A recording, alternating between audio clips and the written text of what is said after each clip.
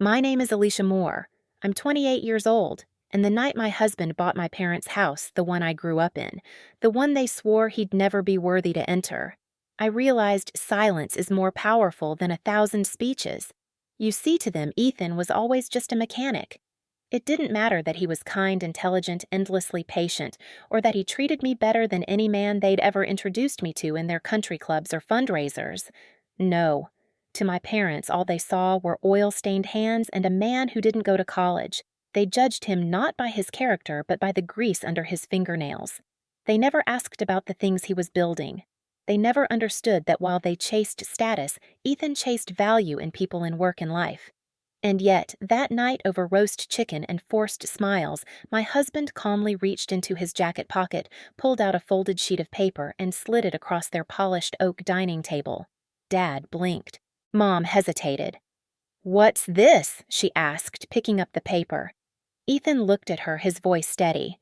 "It's the deed." My father's eyes narrowed.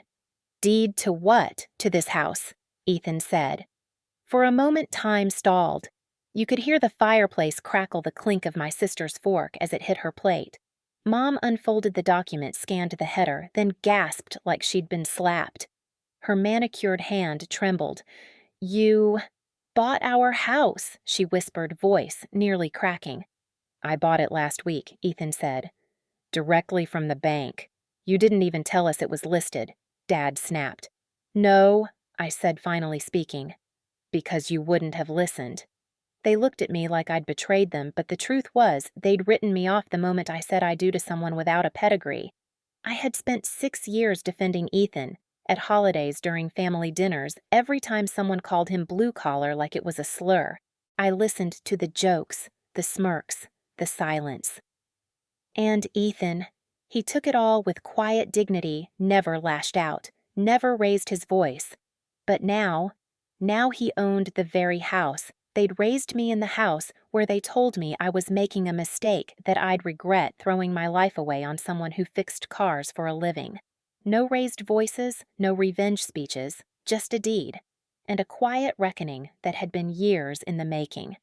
I grew up in Harrison Grove, a suburban shell of perfection just outside of Portland. Brick driveways, pressed lawns, and parents who measured success by the size of your dinner parties and the name on your handbag. My father, Gregory Moore, was a financial advisor. Not just any advisor, the kind who sipped scotch at golf clubs and dropped terms like diversification at breakfast. My mother, Charlotte, was the kind of woman who wore pearl earrings to the farmer's market and complained that my school didn't offer Latin anymore. Our house, the one Ethan eventually bought, was always immaculate, always ready for guests, and always full of tension. I have one sister, Danielle, 2 years older, who wore our family's expectations like a designer blazer. Perfect GPA, perfect fiancé, perfect LinkedIn profile. And then there was me.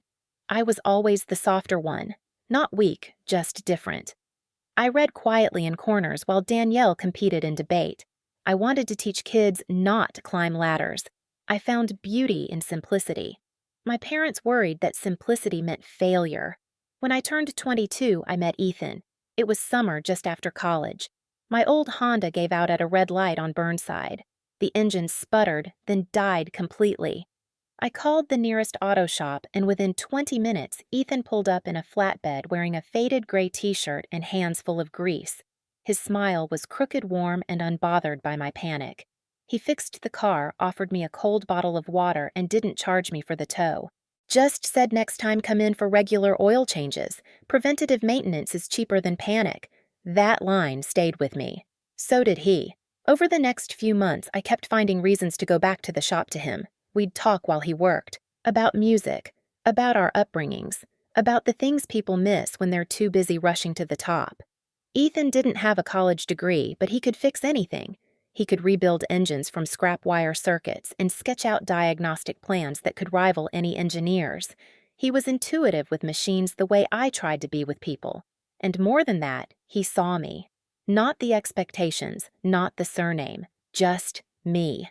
I fell in love before I even realized it. Telling my parents was another story.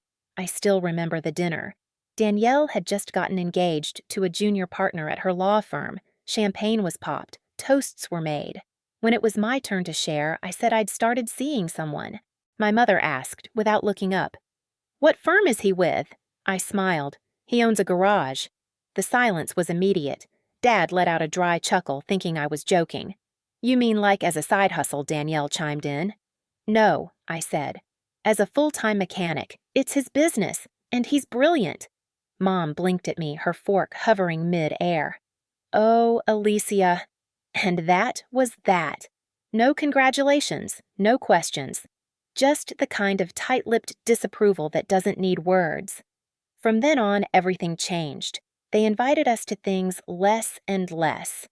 When they did, they made Ethan feel like furniture there, but unseen. My father asked him what tools he used, like he was a curious child. My mother once told me over coffee, "You could have done better. You were meant for more." But I stayed with him, because he wasn't just a mechanic. He was thoughtful. He brought me soup when I was sick. He worked weekends to save for our first apartment. He built a handmade bookshelf for my classroom when I said I needed more storage. He made me feel safe in a way that no polished man in a suit ever had. So when he proposed to me on a quiet hike, just the two of us and a sunrise, I said yes without hesitation. The wedding was small, and yes, they didn't come. Mom called the night before and said, "I just don't understand why you're throwing your future away." And I told her, because my future isn't built on who people think we should be. It's built on love and resilience and someone who shows up for me every day. She didn't respond. She didn't need to. And I didn't cry when she hung up, because I knew what I was walking into. I wasn't marrying someone who needed to be approved. I was marrying someone who had already proved himself to me. After the wedding, I really did, to keep some kind of connection with my family. Not for them, but for me. For the memory of birthdays with streamers in the backyard of Thanksgiving meals before Danielle's snide remarks started of Sunday brunches when I still felt like a daughter instead of a disappointment. So every holiday, every milestone, I sent the invites. I picked up the phone. I made the effort. And every time they made it clear Ethan was not welcome, not really. They would accept his presence, but never his place in my life. The first Thanksgiving after our wedding was at my parents' house, the same one Ethan would later buy, though none of us could have predicted that at the time. I remember the smell of roasted garlic and sage and the stiffness in my mother's smile when we walked through the door. Ethan had dressed nicely, dark slacks collared shirt, even styled his hair with more effort than usual. He brought a homemade pumpkin pie crust and all because he remembered my mom once complaining that store-bought pies taste like sugar and shame. She accepted the dish with a nod like he was a delivery guy dropping off groceries. During dinner, the conversation felt like a boardroom interrogation, except Ethan wasn't being considered for a job. He was being measured against an invisible, impossible standard. My father, cutting into his turkey, said, "So Ethan, still at the garage." "Still?" Ethan, bless him, just smiled. "Yep. We just signed a contract with a local courier company. Keeps us busy." "Oh." Dad raised an eyebrow. "Are you considering expansion franchising, maybe?" "Not yet," Ethan replied. "I'm focusing on quality first, long-term relationships." Dad nodded slowly, clearly unimpressed. "Right. Well, mechanics are always in demand, I suppose." Across the table, Danielle sipped her wine like it was a performance. Later, when we stepped outside for air, Ethan stood in the driveway and looked out at the house. "They don't hate me," he said, hands in his pockets. "They just think I'm temporary." I looked at him heart-cracking because he was right. To my family, he was a phase. Something I'd outgrow. A person I'd eventually move on from once I got serious about life. They never saw the man who woke up at 6 a.m. every morning to keep our lights on. Who learned accounting software just to help me track student loan payments. Who once worked a triple shift because he knew I'd been dreaming of a weekend away.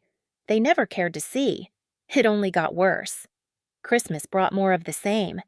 Ethan gave my dad a signed vintage sports car blueprint, something he'd found online and framed because he remembered Dad once mentioned loving that model as a kid. Dad opened it, gave a distracted "oh neat," and left it on the floor beside his chair. Danielle's fiancé gave him a bottle of imported whiskey and got a hug and a toast. When we left that night, Ethan didn't say a word the entire ride home. And neither did I. Because silence was easier than fighting a war against a wall that wouldn't budge. But inside, I was starting to crack. I had married the love of my life, and every gathering with my own family made me feel like I was dragging him through a gauntlet. One he never asked to enter, and I hated how they made me feel ashamed of something I was proud of, ashamed of someone who showed up for me when they didn't. Still, I kept trying. Birthdays, Easter brunches, a cookout once. Each time the same questions, the same veiled barbs, the same invisible scoreboard where Ethan never scored more than a polite nod. It all built up resentment by resentment, until finally, one summer afternoon, something inside me snapped. We didn't plan a grand wedding. No hotel ballroom, no plated steak dinners, no string quartet playing Coldplay covers. We didn't need any of that. Ethan and I got married on a warm September afternoon under a grove of maple trees behind a little white chapel outside of town. The sunlight poured through the leaves like gold, and the only sounds were the soft rustling of branches and the occasional crunch of leaves beneath someone's shoes. There were 23 people in attendance, mostly friends. A few of Ethan's relatives. My college roommate Lydia, who cried through the entire ceremony, but not my parents, not my sister, not even a card. We'd sent the invitations, handwritten, personal. We asked, begged if I'm honest, for them to put their feelings aside, just for a day. I had called my mom a week before the ceremony, heart-pounding. I still remember standing in our kitchen staring out the window, clutching the phone like it might bite me. "Mom," I said, "I'm not asking you to pretend. I'm asking you to show up." Her voice was flat. "You're marrying someone who doesn't belong in our world, Alicia. That's your decision. But don't ask us to pretend it's something to celebrate." I felt like a child again, except this time I wasn't getting scolded for climbing too high in a tree. I was being told that my life, my love, wasn't worthy of presents. I hung up before she could say anything else. Ethan found me in the living room still holding the phone. "They're not coming, are they?" he asked quietly. I shook my head. I could barely speak. He sat beside me and took my hand. "Then let's make it a day we'll remember without them." And we did. It was simple, beautiful, real. I wore a sleeveless ivory dress my friend helped me find at a vintage store. Ethan wore a navy blue suit with a single sunflower pinned to the lapel because I once told him I loved them more than roses. We exchanged vows we wrote ourselves. I cried so hard I could barely get mine out. He wiped my cheek with his thumb before saying his. "No grand promises, just quiet truth. I don't need the world to approve of me," he said. "Just you, and I promise you this, I'll show up. Even when no one else does."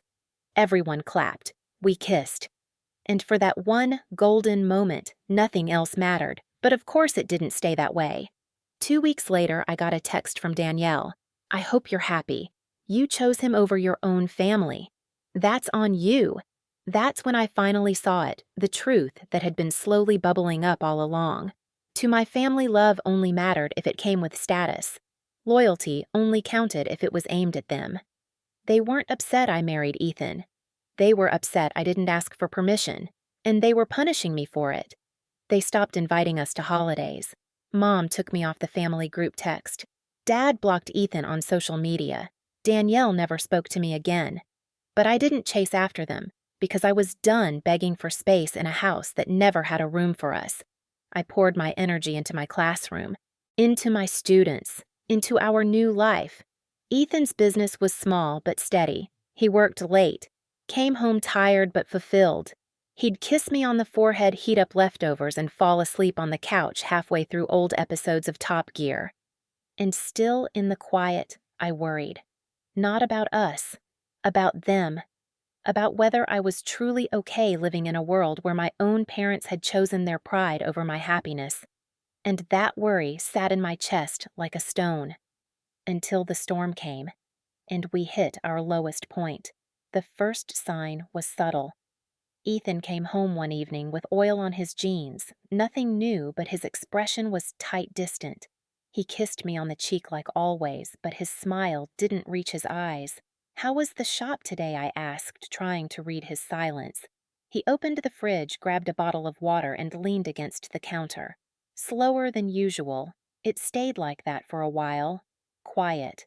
Uneasy. Small things started adding up: postponed orders, fewer customer calls, a canceled fleet contract that we'd both counted on. By mid-February, the chill outside matched the freeze in our bank account. The recession hit hard. Gas prices rose, parts became scarce, and people put off car repairs until they couldn't avoid them anymore. Meanwhile, big dealerships offered discounts we couldn't compete with. I watched Ethan spiral slowly, quietly, the way strong people do when they're used to being the rock.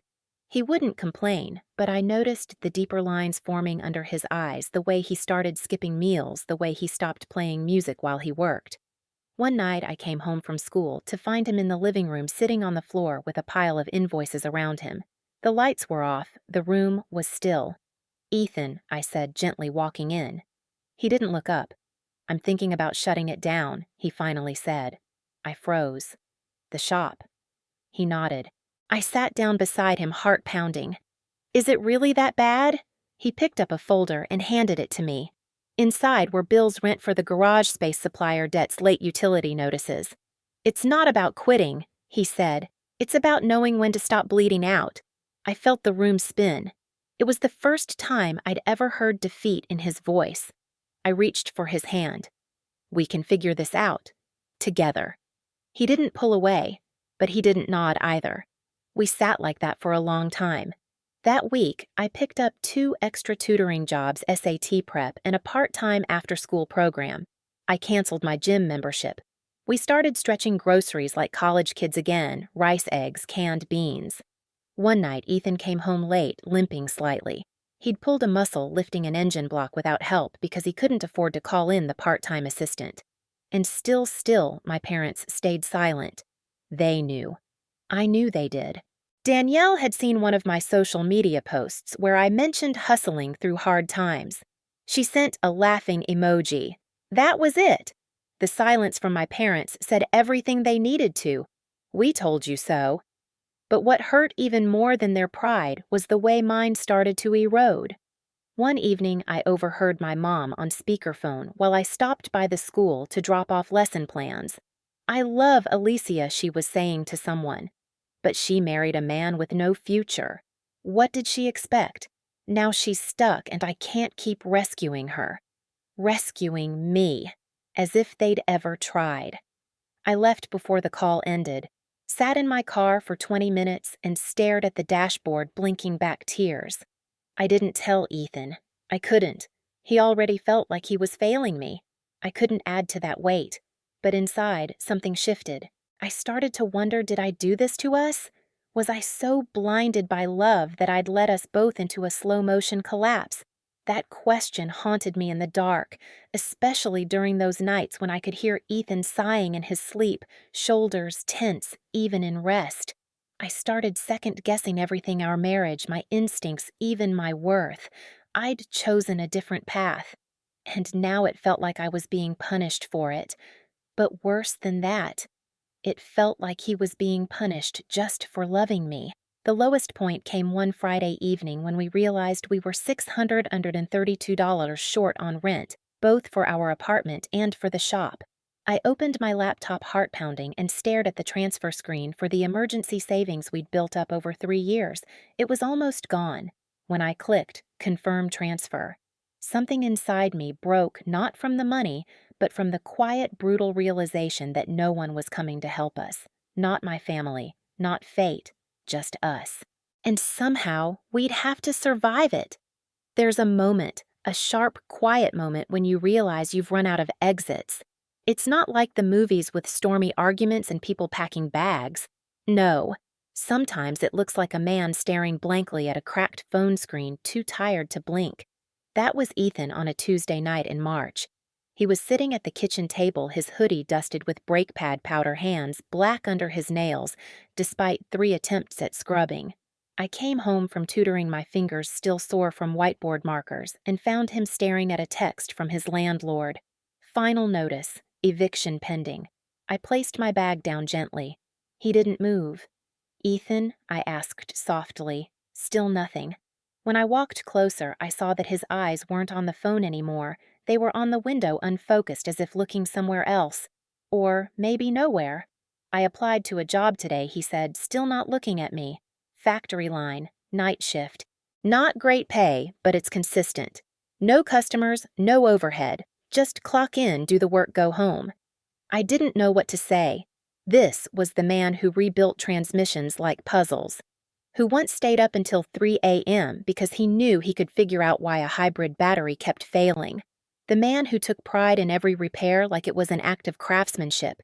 And now he was considering putting that all down, for a paycheck, for stability, for me. I walked over, sat beside him, and placed my hand on his. "Is that what you want?" He exhaled, finally turning to me. "I want to stop watching you kill yourself working extra hours. I want to stop feeling like I'm dragging us both down. And I want to stop hoping things will get better when maybe they just won't." His voice cracked on that last word. I squeezed his hand so tightly I thought I might bruise it. "You're not dragging me," I whispered. "You're the reason I can breathe when everything feels like it's closing in." He blinked hard. We sat like that for a long time. No fixing, no planning, just holding each other in a moment that felt too big for words. The next day, we didn't say anything about the factory job. We both just got up and kept moving, but the cracks were deep. That weekend, we skipped groceries. Ethan managed to repair 2 cars with parts he scrounged together from the junkyard.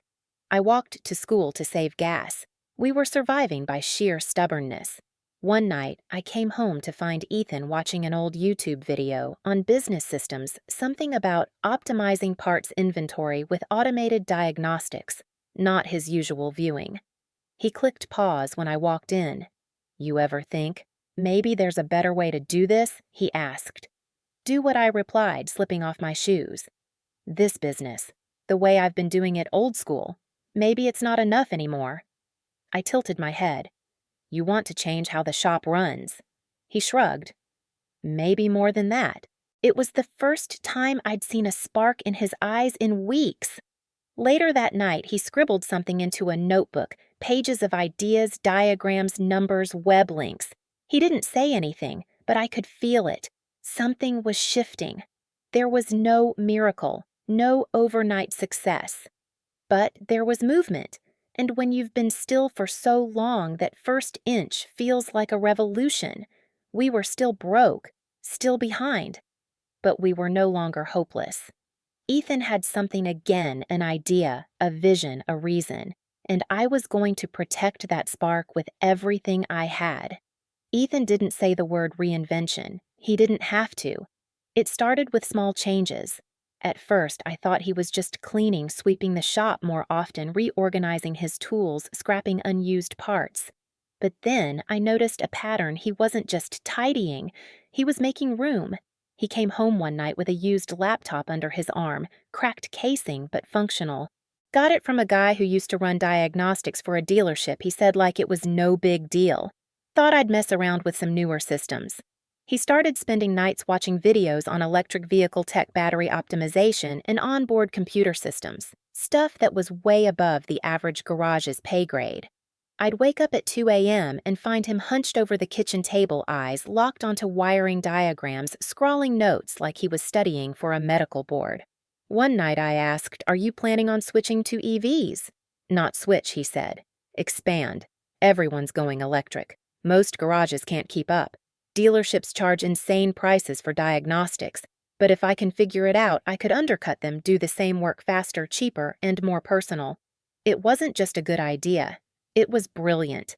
The next day, I created a new section on his website, EV Diagnostics and Maintenance, and updated his Yelp and Google listings. I rewrote his business description. Hybrid and electric systems specialist, it read now. It wasn't a lie. It was the direction we were moving toward. Word spread slowly. At first, people were skeptical. But then, a guy came in with a Tesla Model S that had been throwing phantom error codes, and Ethan found a shorted sensor in 20 minutes flat. The dealership had quoted the guy $1, $200 just to run diagnostics. Ethan charged him $250 and had the car back the same day. 2 days later, a Chevy Bolt owner came in, then a Nissan Leaf. Then a Prius fleet manager who looked Ethan dead in the eye and said, "No one else will touch these with a 10-foot pole." Ethan started documenting everything, keeping logs, standardizing repairs, building a proprietary checklist for each model. This isn't just repairs, he told me one night as we ate peanut butter sandwiches on the couch. It's infrastructure. People are scared of new tech. But I'm not. I grew up with my hands in engines. Now I'm learning to put them in servers. I smiled at him like he was a wizard. Because to me, he kind of was. It wasn't just the technical skills. It was the way he believed in himself, again, quietly, deliberately. With each new client, I saw his shoulders straighten. He stopped hesitating before he spoke. He cracked jokes again. He played music at the shop. He even hired back his part-time assistant. Our finances stabilized slowly but surely. I picked up fewer tutoring gigs. We started buying fresh fruit again. And for the first time in months, I caught myself humming on my walk home. One night, I came home and found Ethan holding a letter. From the bank, he said, "Pre-approval. If we want to buy, they'll back us." Buy what I asked. He didn't answer immediately. Then he handed me a printout. It was a listing. My parents' house. I blinked. "Are they selling?" He nodded. Quietly. "Danielle told one of the suppliers I work with. I guess the market hit them hard. They're behind on mortgage payments." I stared at the listing, my childhood home, the one where I learned to read, where I ate cereal on the stairs and fought with Danielle over the last waffle. The same house where my family had once told me straight-faced that Ethan wasn't good enough to cross the threshold, and now it was for sale. I looked at him. "You want to buy it?" He shrugged. "Why not?" I waited for a trace of malice, a smirk, a desire to gloat, but there was none. He didn't want to buy it to win. He wanted to buy it because it made sense, good structure, under market value, a stable investment, just like him, practical, steady, smart. "We don't have to," he said. "It's your call."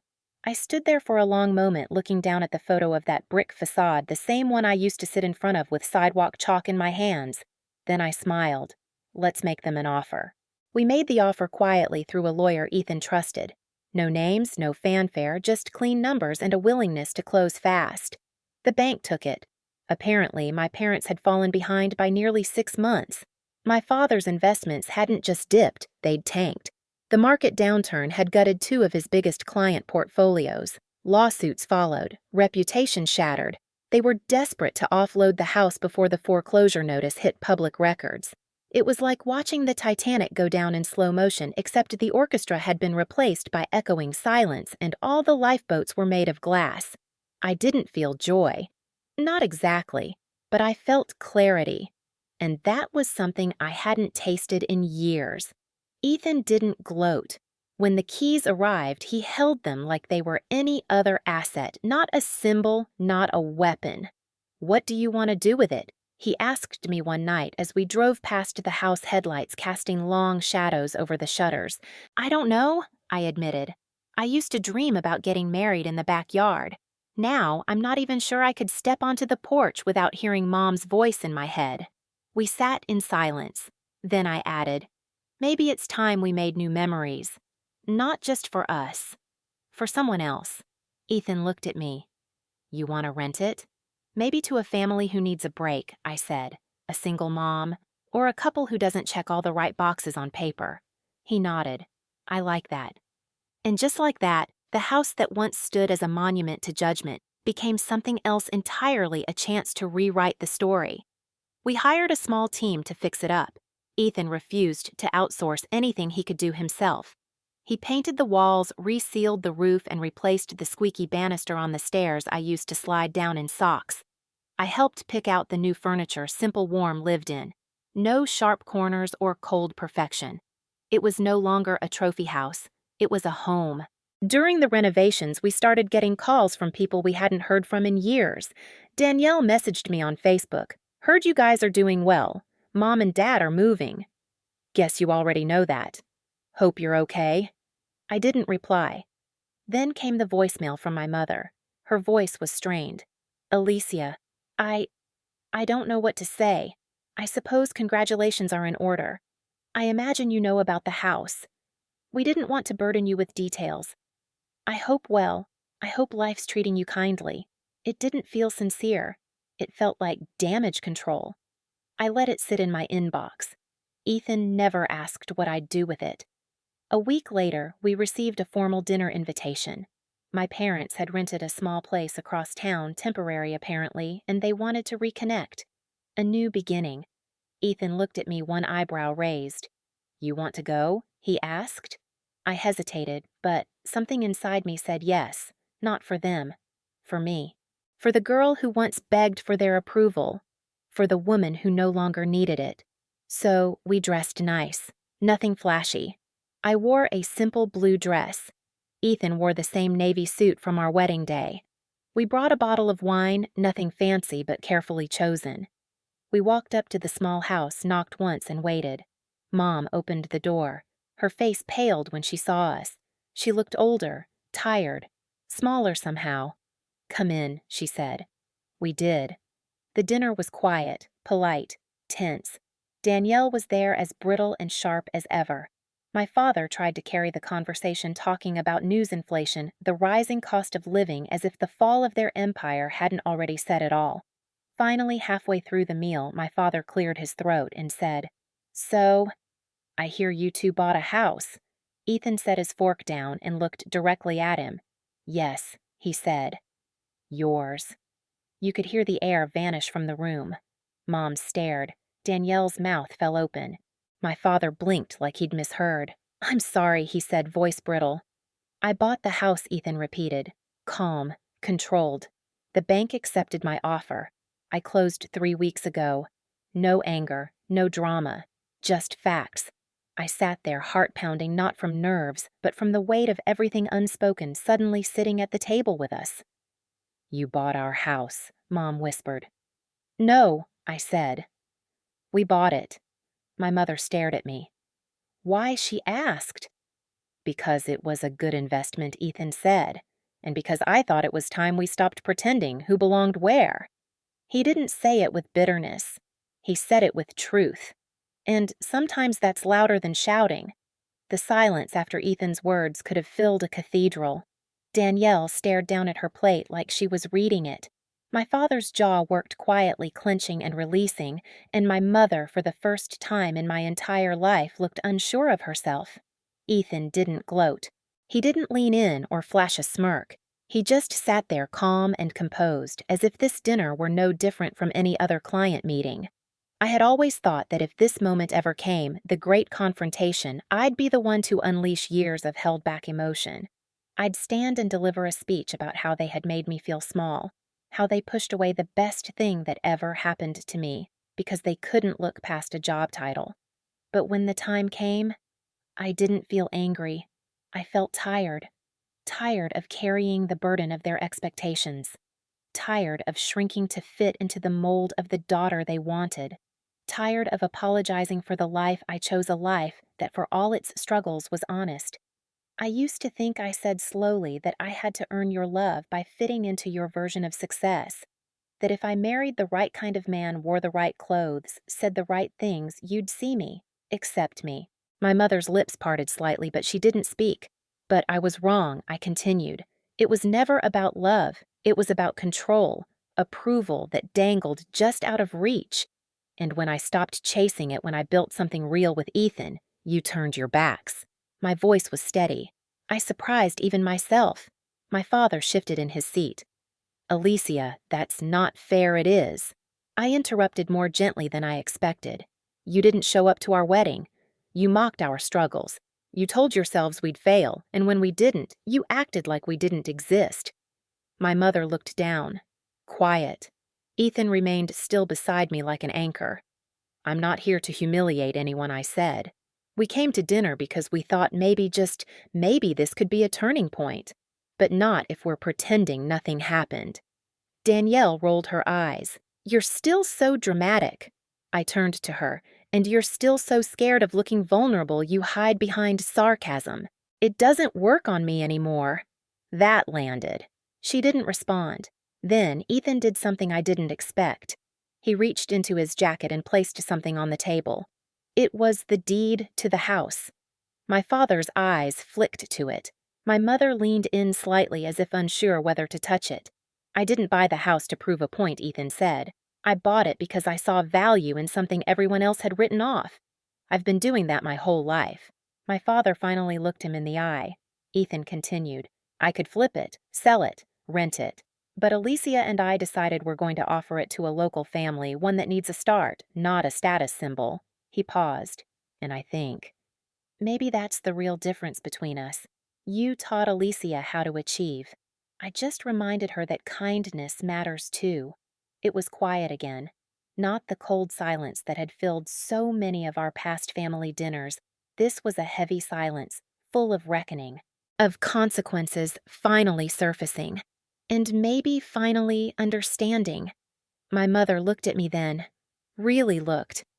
I I didn't know you were struggling that much, she said, voice barely audible. I didn't want you to, I replied, because I already knew what your response would be. She swallowed. You were right. We failed you. That stunned me. She said it like a whisper, like someone practicing a language they were just learning. My father said nothing, but he nodded. That was as close to an apology as I would get from him. Danielle didn't speak again. She got up, excused herself, and left the table. I didn't stop her. Some things take longer to thaw. We finished the meal in an almost surreal calm. As we said goodbye, my mother hugged me tightly with shaking hands. Thank you for coming, she whispered. Ethan shook my father's hand. No drama, no speeches, just a moment. And as we walked away down the quiet sidewalk under the faded porch light, I reached for Ethan's hand and held it tightly. That was a long time coming, I said. He nodded. And you handled it with more grace than I ever could have. I smiled. We did this together. He squeezed my hand. You know I said you're not just a mechanic. I know, he said, smirking. I'm also a landlord. We laughed not because it was funny, but because laughter was the only thing big enough to hold the weight of everything we'd just released. It's strange, the moment you realize the story you've been carrying all your life is no longer yours. For so long, I'd lived under a narrative built by my family, a script with roles assigned the golden daughter, the future executive, the one who marries up, not across. But stories can be rewritten, especially when you have someone beside you who sees you not as a character, but as a co-author. Ethan and I didn't just survive that season. We rebuilt ourselves in the aftermath. The shop didn't just bounce back, it evolved. Within a year, Ethan was known as the go-to EV specialist in our entire part of the state. His reputation wasn't flashy, but it was solid, trusted. His garage became a place where people brought more than their broken vehicles, they brought their trust. And with the income finally steady, we bought a home of our own. Not a mansion, not some statement on a hill. Just a warm, sun-drenched cottage on the edge of a park with a porch swing and a lemon tree we planted together. It smelled like peace.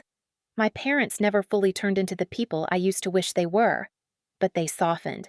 Eventually, my mom started calling again, just to check in. No agendas. She even brought over a casserole once when I had the flu, a dish she used to make when I was little. It wasn't perfect, but it was movement. My dad never apologized for the past.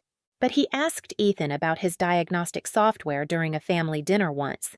Listened, actually listened, as Ethan explained it. That was more than I ever expected. As for Danielle, we didn't speak for a long time. Until one day, she sent a postcard, no return address, just a scribbled line. Maybe you were right, about love, I mean, and that was enough for now. We ended up renting the old family home to a couple with 3 kids. The dad was a city bus driver. The mom taught piano lessons out of the living room. They were grateful in ways I didn't even know people still were. I walked through the house one last time before we handed them the keys. There were echoes everywhere, faint memories of childhood arguments on the stairs, of birthday candles blown out in the kitchen, of the long hallway where I once waited in silence for my father to decide if I was worth defending. But those echoes were just that past noise. Now, new life would fill those rooms. And that, I think, is the final act of healing, when you let go of trying to reclaim the past and start giving the future a chance to breathe. Ethan never changed for them, and I stopped changing for them. We became who we were always meant to be, not by force, but by choice, by love, by belief, and by learning that the most powerful kind of success doesn't scream. It doesn't wear a Rolex or sit at a country club or brag at dinner tables. It shows up. It holds steady. It lifts. People still ask me sometimes how I handled marrying just a mechanic. I smile every time. Because what they don't know is that my husband built something more impressive than any career or status symbol ever could. He built us. And that's not just anything, that's everything.